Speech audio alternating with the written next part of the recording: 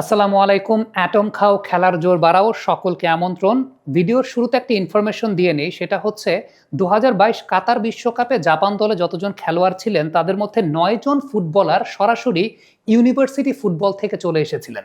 অর্থাৎ তাদের রুটটা প্রফেশনাল ফুটবল ছিল না, ইউনিভার্সিটি ফুটবল থেকে ২০২২ কাতার বিশ্বকাপ টিমের মধ্যে ৯ জন ফুটবলার ছিলেন যারা রুটটা তৈরি হয়েছিল ইউনিভার্সিটি ফুটবলের মাধ্যমে।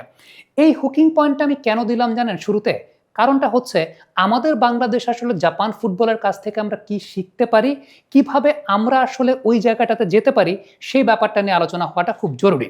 প্রথমত একটা বিষয় বলি, জাপান আসলে এশিয়ার গর্ব। তারা রাউন্ড অফ 32 থেকে বাদ পড়েছে, এখন সেখান থেকে জার্মানি বা নেদারল্যান্ডসও বাদ পড়েছে, কিন্তু জাপান পটেনশিয়াল ফুটবল খেলে বাদ পড়েছে, জাপান বেটার ফুটবল খেলে বাদ পড়েছে এবং জাপান নিয়মিতভাবে সেই পটেনশিয়াল ফুটবলটা খেলছে। ২০১৯ সালের পর থেকে কোনো ইউরোপিয়ান নেশন মাঠে তাদেরকে হারাতে পারে নাই। গত বিশ্বকাপে ক্রোয়েশিয়া তাদেরকে টাই ব্রেকারে হারিয়েছিল, আদারওয়াইজ ইউরোপিয়ান কোনো নেশন তাদেরকে হারাতে পারে নাই। একটা এশিয়ান কান্ট্রি যারা ফিজিক্যালি এরকম ওয়েল বিল্ড না, যাদের ফুটবল কালচারটা অত পুরনো না, সেই দেশটা আসলে কিভাবে এত দ্রুত এরকম প্রোগ্রেস করেছে? আমরা কি শুধুমাত্র সাপোর্ট করেই যাব? আমরা কি শুধুমাত্র Brazil, Argentina, France, Spain, Norway, Portugal এই সাপোর্টার হিসাবে আমরা থাকবো? আমরা কি পারি না যে আসলে এই ভিশনগুলোকে ফলো করতে? জাপান সেটা করতে পেরেছে কারণ তারা অনেক বেশি মাত্রায় ভিশনারি ছিল। আমি একটা এক্সাম্পল আপনাদেরকে দিলাম যে জাপান তাদের ইউনিভার্সিটি ফুটবলটাকে এমনভাবে সাজিয়েছে যে ইউনিভার্সিটি ফুটবলের মাধ্যমে ২০২২ বিশ্বকাপে ২৫ জন বা ২৬ জন বা ২৪ জন যাই বলি না কেন, স্কোয়াডে যতজন থাকুক না কেন, ৯ জন এসেছিলেন শুধুমাত্র সেই ইউনিভার্সিটি ফুটবল থেকে। আমাদের বাংলাদেশে কি সেই রিসোর্স নাই? আমার তো মনে আছে আমরা যখন কিশোর বয়সে ছিলাম তখন বাংলাদেশে আন্ডারগ্রাউন্ড ফুটবল খুবই জনপ্রিয় ছিল। এখন কতটুকু জনপ্রিয় আমার খুব খোঁজ খবর রাখা হয় না। সকার নাইটস নামে একটা টিম ছিল আমাদের ওই সময়, খুব ক্রেজ ছিল আন্ডারগ্রাউন্ড ফুটবলে। কিন্তু আমরা কি এই আন্ডারগ্রাউন্ড ফুটবলের রিসোর্সটাকে ব্যবহার করতে পেরেছি? আমরা কি অ্যামেচার ফুটবল কিংবা আমরা কি আমাদের ইউনিভার্সিটি লেভেলের ফুটবলটাকে ব্যবহার করতে পেরেছি? আমরা কিন্তু পারি নাই। হ্যাঁ, আমাদের এখানে প্রথম আলো ইউনিভার্সিটি ফুটবল অর্গানাইজ করে, আমরা দেখি, কিন্তু সত্যি কথা বলতে এইখান থেকে কি আমরা পাইপলাইন জেনারেট করতে পারছি ওইভাবে? আমরা কিন্তু সেটা আসলে পারছি না, বাট জাপান পেরেছে। এটা যেমন একটা জায়গা। আমি এবার আপনাদেরকে কয়েকটা পয়েন্ট বলতে চাই, যে পয়েন্টগুলো দেখলে আপনি বুঝতে পারবেন যে এইরকম একটা নেশন যাদের র্যাঙ্কিং অনেক পেছনে ছিল তারা কিভাবে ফুটবলটাকে প্রোগ্রেস করেছে। ১৯৯০ সালে জাপানের ফিফা র্যাঙ্কিং ছিল ৯৮। আপনি খুব অবাক হবেন যে জাপানের আগে কারা ছিল? Sierra Leone, Zambia, New Zealand, Fiji, Zimbabwe, এরা জাপানের আগের র্যাঙ্কিংয়ে ছিল। সেই জাপান একটা ভিশন নিয়েছিল ২০৯০ সালের মধ্যে তাদের বিশ্বকাপ জিততে হবে। ২-৩ বছরের মধ্যেই তারা প্রোগ্রেসটা দেখে সেটাকে টাইমলাইনটা কমিয়ে এনে ২০৫০ সালের মধ্যে চিন্তা করেছে ৫০-এর মধ্যে তাদের বিশ্বকাপ জিততে হবে। ইন দ্য মিন টাইম ২০০২ সালে তারা বিশ্বকাপ অর্গানাইজও করে ফেলেছে। এখন তারা কিভাবে এই পুরো বিষয়টাকে ঢেলে সাজিয়েছে? নাম্বার 1 কাজ তারা যেটা করেছে সেটা হচ্ছে তাদের ইউনিভার্সিটি ফুটবলটাকে স্ট্রং করেছে। কারণ তারা বিশ্বাস করেছে যে শিক্ষিত ছেলেরা আসলে বেটার স্পোর্টসম্যান হতে পারে। শিক্ষিত ছেলেদের ম্যাচ উইনিং এবিলিটি অনেক বেশি থাকে, শিক্ষিত ছেলেদের ম্যাচ সেন্সটা অনেক বেশি থাকে। এই জায়গাটাতেই তারা এডুকেশন সিস্টেমের সঙ্গে ফুটবলকে ইনক্লুড করার চেষ্টা করেছে। তাদের অন্যতম সেরা তারকা কারু মিতোমা, তিনি কিন্তু ড্রিবলিং এর উপর তার মাস্টার্স করেছেন। আপনি একটু চিন্তা করে দেখেন যে স্পোর্টস সায়েন্স এবং স্পোর্টস এডুকেশনটা আসলে কোন জায়গায় বা কোন লেভেলে গেছে। জাপানের এই টিমটার সঙ্গে ২৫ জন অ্যানালিস্ট আছেন যারা আসলে ২টা বিশ্ববিদ্যালয়ের স্পোর্টস অ্যানালিটিক্সের স্টুডেন্ট, এবং তাদের কাজটা হচ্ছে তাদের মূল অ্যানালিস্টকে বিভিন্ন তথ্য, উপাত্ত এবং ডেটা দিয়ে ম্যাচের আগে কিংবা পুরো টিমটা গোছানোর জন্য সহযোগিতা করা। এবার আরেকটা বিষয় নিয়ে বলতে চাই, সেটা হচ্ছে কোচিং এডুকেশনটাকে তারা আসলে যেভাবে প্রমোট করার চেষ্টা করেছে। কোচিং এডুকেশনে তারা ১,০০,০০০ কোচ সার্টিফাইড তৈরি করেছে, এবং সেই জায়গাটা 2টা প্রক্রিয়ার মাধ্যমে তাদের একটা কোচিং একাডেমি ফ্যাক্টরি করা হয়েছে যেখানে কোচিং এডুকেশন নিয়ে পড়াশোনা করা হয়, আর একটা ন্যাশনাল সেন্টার ফর কোচেস রয়েছে যেখানে আসলে ইয়ুথ কোচদের থাকা খাওয়া থেকে শুরু করে সকল বন্দোবস্ত বা সকল ব্যবস্থা করা হয়। এই জায়গাটাও কিন্তু খুব ইম্পর্টেন্ট যে আপনি ভালো প্লেয়ার তৈরি করতে চাইলে কিন্তু আপনার ভালো কোচ প্রয়োজন। আরেকটা খুব গুরুত্বপূর্ণ ব্যাপার সেটা হচ্ছে জাপানের যেহেতু আসলে ফুটবল কালচারটা ওইরকম ছিল না, সো ফুটবল কালচারটা তারা তৈরি করার চেষ্টা করেছে অনেক মাধ্যমে। যেমন একটা কমিক বুক ছিল যেটা ১৯৮০-র দশকে খুবই জনপ্রিয় হয়েছিল, যেটার নাম ছিল সুবাসা, দ্য সুবাসা ইফেক্ট, যেটা বলা হয় যে ১৯৮১ সালে ক্যাপ্টেন সুবাসা নামে একটা কমিক বের হয়েছিল যেটা পুরো বিশ্বব্যাপী ৯০ মিলিয়ন কপি বিক্রি হয়েছিল, যেটার মাধ্যমে অনুপ্রাণিত হয়ে কিন্তু তরুণ প্রজন্ম ফুটবলের প্রতি আকৃষ্ট হয়েছে। বর্তমান সময়ে ব্লু লক নিয়ে অনেক কথাবার্তা হচ্ছে, সেই ব্লু লকটাও কিন্তু আলটিমেটলি এই মুহূর্তে তাদের ফুটবলকে প্রমোট করছে। যেখানেই অন্যায় অনিয়ম সেখানেই চলুক প্রতিবাদ।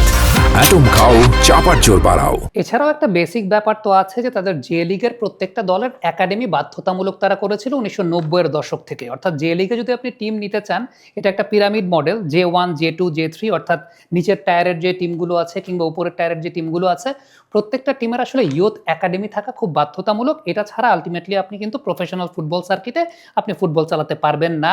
এই ব্যাপারটাই তারা ম্যান্ডেটরি করার চেষ্টা করেছিল। এটা আসলে পৃথিবীর প্রত্যেকটা দেশে আসলে ম্যান্ডেটরি, এখানে আলাদা করে কোনো কিছু নাই। কিন্তু সত্যি কথা বলতে জাপান উন্নত হয়েছে তাদের ফুটবলে। তারা এই এডুকেশনটা, স্পোর্টস এডুকেশন, বিশেষ করে ফুটবল এডুকেশনটা অনেক বেশি মাত্রায় তারা জোর দিয়েছে। এবং যেটা আমি বলছিলাম যে এই যে বিশ্ববিদ্যালয়ের ফুটবলটাকে তারা অনেক বেশি মাত্রায় প্রমোট করার চেষ্টা করেছে। কারুমি তোমার কথা বলছিলাম যে তার পড়াশোনার সাবজেক্টই হচ্ছে ড্রিবলিং, অর্থাৎ ড্রিবলিং এর উপর তিনি মাস্টার্স করেছিলেন। সো এই জায়গাটাই কিন্তু আমাদের ক্ষেত্রেও খুব ইম্পর্ট্যান্ট একটা বিষয়। সেটা হচ্ছে যে আমরা, হ্যাঁ, ডেফিনেটলি হামজা চৌধুরী কিংবা সমিত সোমের মতো ফুটবলাররা আসছেন, সেটা একটা দিকে একটা সাকসেসের জায়গা। ডেফিনেটলি আমরা যদি এখান থেকে র্যাঙ্কিংটা বাড়াতে পারি, সেই সঙ্গে সঙ্গে যেটা খুব ইম্পর্ট্যান্ট সেটা হচ্ছে আমাদের ফুটবল এডুকেশনটাকে বিল্ড করা এবং পাইপলাইনে পেশাদার ফুটবলের সঙ্গে সঙ্গেও এই যে আন্ডারগ্রাউন্ড ফুটবলটা যে আছে, বিশ্ববিদ্যালয় ফুটবলটা আছে, আমরা এখন পর্যন্ত কেন বিশ্ববিদ্যালয় ফুটবলটাকে আমাদের পাইপলাইনে আনতে পারি নাই, এটা একটা অনেক বড় প্রশ্নের জায়গা। জাপান কিন্তু সেই উদাহরণটা তৈরি করে দেখিয়েছে যে হ্যাঁ, বিশ্ববিদ্যালয় ফুটবল, যেটাকে হয়তো বা অ্যামেচার ফুটবলের সঙ্গে কম্পেয়ার করা হয় বা অ্যামেচার ফুটবল বলা হয়, সেই ফুটবলটাও কিন্তু ন্যাশনাল লেভেলের ফুটবলার তৈরিতে কন্ট্রিবিউট করতে পারে এবং সেটা সিরিয়াসলি করতে পারে। এবং আরেকটা বিষয় যে বিশ্ববিদ্যালয়দেরকে নিয়ে ওয়ার্ল্ড কাপ হয়, যেখানে এখন পর্যন্ত জাপানের ইউনিভার্সিটিগুলো কিন্তু 7 বার চ্যাম্পিয়ন হয়েছে। সো এটাও আর একটা খুব গুরুত্বপূর্ণ বিষয় যে জাপান বিশ্ববিদ্যালয় ফুটবলটাকে আসলে কতটা প্রমোট করেছে এবং এই জায়গাটা তাদেরকে কিভাবে পরিবর্তন করেছে। সো আমার কাছে ব্যক্তিগতভাবে মনে হয় যে আমরা সাপোর্টার হিসাবে পুরো বিশ্বব্যাপী নাম কামিয়েছি। ব্রাজিল, আর্জেন্টিনা, আজকে অ্যালিসন বেকার, এমি মার্টিনেজরা আমাদের নাম জানেন। কিন্তু আমরা আসলে কতদিন শুধুমাত্র সাপোর্টার থেকে যাব? আমরা কি এই পরিকল্পনার জায়গাগুলো, ভালো জিনিস বা বেটার জিনিসকে তো অবশ্যই আপনি ফলো করবেন। আজকে জাপান হেরেছে ব্রাজিলের সঙ্গে, সেটা নিয়ে হয়তো বা জাপানকে নিয়ে অনেক ট্রল করে আমরা মজা পাচ্ছি, কিন্তু আমরা এই ব্যাপারটা চিন্তা করছি না যে এশিয়ান একটা নেশন, যাদের ফুটবল হিস্ট্রিটা, ফুটবল কালচারটা তো সমৃদ্ধশালী ছিল না, ফিফা র্যাঙ্কিংয়ে তারা 98 নম্বর অবস্থানে ছিল, সেই জাপান এখন সবার সঙ্গে টক্কর দিয়ে ফাইট দিচ্ছে এবং তারা এই এডিশনাল টুলসগুলো, তাদের ফিজিক্যাল এবিলিটির জায়গাটাও কিন্তু তারা ফিজিক্যালি ওরকম ওয়েল গিফটেড না, তারপরেও কিন্তু তারা সেই কাজগুলো করেছে এবং সেই কাজগুলো যে তারা করছে দেখেই তারা কিন্তু কন্টিনিউয়াস সাকসেসটা পাচ্ছে। আজকে জাপানের দেশের নাগরিকরা তাদের পক্ষে হয়ে গ্যালারিতে সমর্থন করার, গলা ফাটানোর, চিল্লানোর তারা সেই সুযোগটা পান। আজকে জাপান যখন প্রথমে ব্রাজিলের এগেইনস্টে গোল দিয়েছিল, তারা সমর্থন করেছে, তারা সেই জায়গাটায় চিয়ার করেছে। একদিন তো আমরাও চিয়ার করতে চাই, সেটা ওয়ার্ল্ড কাপ না হোক, এশিয়া কাপে তো অন্তত চিয়ার করতে পারি। সো এই জায়গাগুলো আমার কাছে ব্যক্তিগতভাবে মনে হয় যে আলোচনাটা আমাদের এই জায়গা কেন্দ্রিক হওয়া উচিত। ডেফিনেটলি ফুটবল ওয়ার্ল্ড কাপ যখন এসেছে, এই সময়টায় রাজনৈতিক আলাপ আলোচনার চাইতে যে ফুটবল নিয়ে, ব্রাজিল আর্জেন্টিনা নিয়ে আলোচনা হচ্ছে, বন্ধুরা যে রাজনৈতিক আলোচনার চাইতে, টক্সিসিটির চাইতে ফুটবল নিয়ে, খেলা নিয়ে, সুস্থ বিনোদন নিয়ে কথা বলছে, এটাও কিন্তু একটা অনেক অ্যাপ্রিসিয়েটিং ব্যাপার। এটাকে আমি অ্যাপ্রিসিয়েট করি। সেই সঙ্গে সঙ্গে আমার কাছে মনে হয় যে আমাদের এই ব্যাপারগুলোর দিকেও নজর রাখা উচিত যে আমরা আসলে শুধু সাপোর্টই করে যাব, আমরা কি কখনো আমাদের দেশের জন্য এই সাপোর্টটা করতে পারবো না, বা আমরা কি কখনো ওই মঞ্চে যেতে পারবো না? সেটার জন্য যে পরিকল্পনাগুলো এবং প্রশাসনিক দৃষ্টিভঙ্গি থেকে যা প্রয়োজন, জাপান কিন্তু সেই জায়গাটা একটা অনেক বড় উদাহরণ হতে পারে যে এশিয়ান কান্ট্রি তারা কিভাবে এই পর্যায়ে পর্যন্ত গেছে। আমি যতটুকু আমার বাবার কাছ থেকে শুনেছি যে ওয়ার্ল্ড কাপ কোয়ালিফায়ারে একবার ইকুয়ালাইজার গোল বাংলাদেশ জাপানকে দিয়ে ফেলেছিল। সো মানটা কিন্তু জাপানের খুব রিসেন্টলি, মানে গত 30 বছরের মধ্যে জাপানের মানটা কিন্তু এই জায়গাটায় এসেছে। সো আলটিমেটলি অনেক কিছু কিন্তু ভাবার, আমাদের রিসোর্স আছে, আমাদের অনেক রিসোর্স আছে। আমরা সেই রিসোর্সগুলোকে এখন পর্যন্ত আসলে ওইভাবে ব্যবহার করতে পারি নাই, বা আমরা হয়তো বা ব্যবহার করতে চাইও নাই। আমি বারবার বলি যে আমাদের ড্যাফোডিল ইউনিভার্সিটি খুব প্রমিনেন্ট হয়েছে সাপোর্টিং এর জন্য। শুধু সেখানেই কেন ড্যাফোডিল ইউনিভার্সিটি পড়ে থাকবে? ড্যাফোডিল ইউনিভার্সিটি ফুটবল খেলার জন্য প্রমিনেন্ট হবে। ড্যাফোডিল ইউনিভার্সিটি থেকে বের হবে ন্যাশনাল পর্যায়ের ফুটবলার, তারা ন্যাশনাল টিমে খেলবে। আমি তো সেই স্বপ্নটা দেখতে চাই। শুধু ড্যাফোডিল ইউনিভার্সিটি না, আমাদের ঢাকা ইউনিভার্সিটি থেকে ন্যাশনাল টিমে রিপ্রেজেন্ট করা ফুটবলার বের হবে, যেটা ইউনিভার্সিটি লিগ থেকে বের হবে কিংবা ইউনিভার্সিটির পাইপলাইন থেকে বের হবে।